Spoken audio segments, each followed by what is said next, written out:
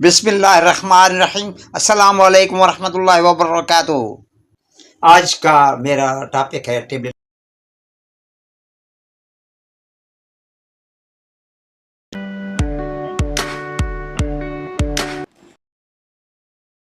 इसमें जो इंग्रेडिएंट पाया जाता है वो है सिल्डेनाफिल।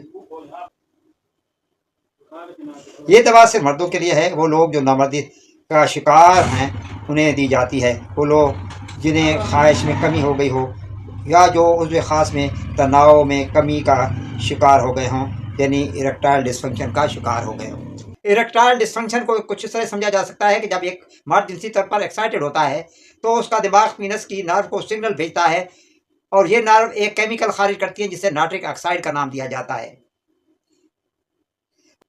और ये केमिकल पीनस को जाने वाली आर्टरीज को रिलैक्स कर देता है, जिससे पीनस में खून का बहाव बढ़ जाता है और पीनस का चैम्बर खून से भर जाता है।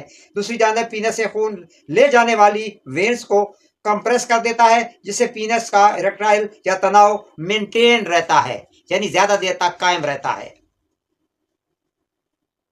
इरेक्टाइल डिसफंक्शन तब रूनुमा होता है जब नर्व पीनस को सिग्नल नहीं पहुंचाती या नर्व किसी वजह से डैमेज हो जाती हैं।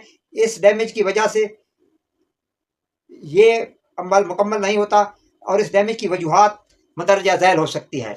High blood pressure, anxiety, stress, cancer, alcohol, smoking, depression,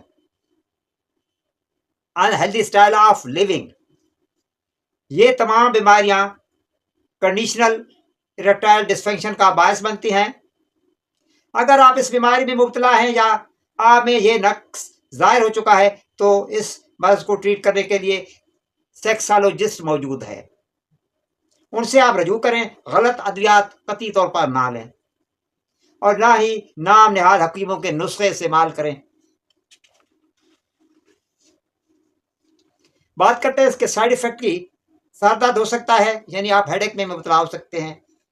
body pain, आपके जिस्म में दर्द हो सकता है। कानों में सनसनाहट सी महसूस हो सकती है। नाक ब्लॉक हो सकता है। बदहजमी हो सकती है। आपको कब्ज हो सकती है।